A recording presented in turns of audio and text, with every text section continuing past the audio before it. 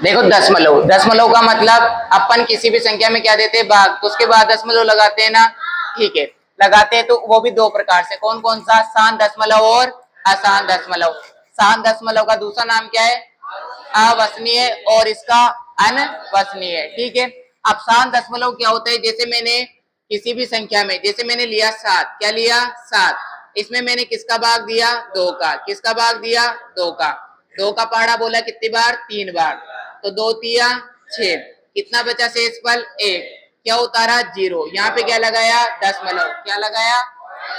ठीक है, अब 2 का भाग 10 में दिया, कितनी बार गया, 5 बार, तो अब ये देखो फिक्स हो गया ना, तो इसका मान कितना आ गया, 3.5। अब इस 3.5 को मैं 35/10 नहीं लिख सकता, क्या लिख सकता हूँ, तब भी एक इस रूप का बना परिमेय संख्या, और मैं इसको काटूंगा तो वापिस 7/2 आएगा, 5 7 35 और 5 दूनी 10, तो ये किस रूप का हुआ, परिमेय संख्या के रूप का।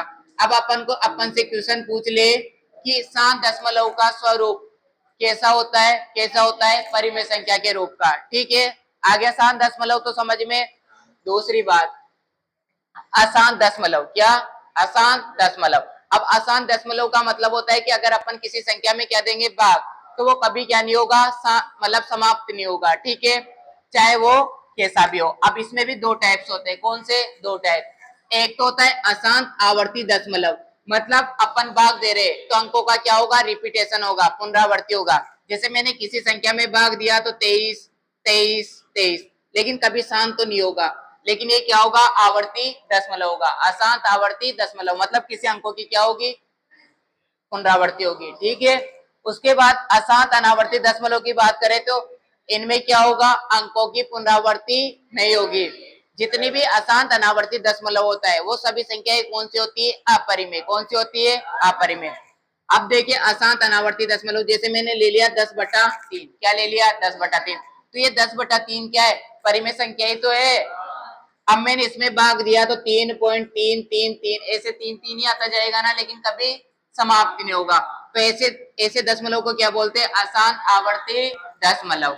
अब तुमसे पूछ ले कि अशांत आवर्ती दशमलव का स्वरूप कैसा होता है, कैसा होता है, परिमेय संख्या के रूप का, कैसा होता है। ठीक है, अब आगे चले अपन इधर, अशांत अनावर्ती दशमलव का स्वरूप कैसा होता है, अपरिमेय संख्या के रूप का, कैसा होता है, अपरिमेय संख्या। क्योंकि अपन ने पढ़ा है अपरिमेय संख्या किसे कहते हैं, जिसमें अंकों की क्या नहीं होती, पुनरावर्ती नहीं होती, और उसका क्या नहीं निकलता, वर्गमूल भी नहीं निकलता और घनमूल भी नहीं निकलता, तो वो सभी संख्याएं क्या होती है, अपरिमेय। अब इसमें देखो अंकों की पुनरावर्ती हो रही है, क्या नहीं हो रही, तो ये संख्या कौन सी है, अपरिमेय। ठीक है, उसके बाद मैंने 3 पॉइंट लिखा है, इधर देखो, भिन्न का दशमलव स्वरूप कभी भी अशांत अनावर्ती दशमलव नहीं होता। जैसे अपन के पास कोई भिन्न है ना, भिन्न, तो उसका दशमलव क्या अशांत अनावर्ती दशमलव आया, क्या नहीं। तो हमेशा भिन्न का दशमलव स्वरूप कैसा होता है, परिमेय संख्या के रूप का होता है, कैसा होता है। लेकिन भिन्न का दशमलव स्वरूप कभी भी अपरिमेय संख्या नहीं होता है। ठीक है, उसके बाद मैंने दूसरा नोट लिखा था तुम्हें कि अपरिमेय संख्याओं का दशमलव स्वरूप अंतर रहित दशमलव या पुनरावर्ती रहित। पुनरावर्ती रहित का मतलब जिसमें पुनरावर्ती नहीं हो रही हो। आगे बात समझ में, तो वो स्वरूप कौन सी संख्याओं का होता है, अपरिमेय संख्याओं का।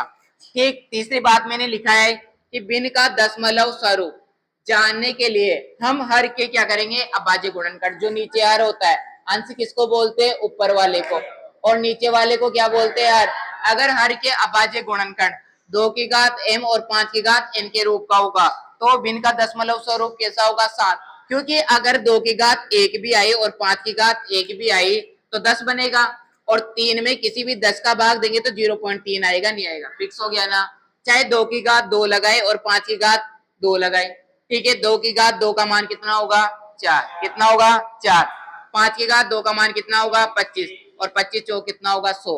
अगर मैं 35 में भी 100 का भाग दूंगा तो 0.35 आएगा, नहीं आएगा, आएगा। तो ये यहाँ पे यही कह रहा है कि भिन्न का दशमलव स्वरूप जानने के लिए हम हर के क्या करेंगे, अभाज्य गुणनखंड करते हैं।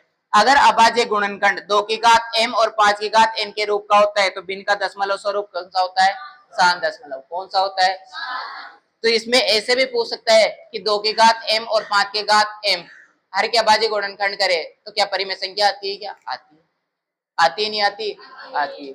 तो तुम्हारे क्वेश्चन भी है 10th क्लास में, ऐसा है ना। तुम्हें नहीं पता होगा लेकिन मुझे पता है। आ गया समझ में? उतारो।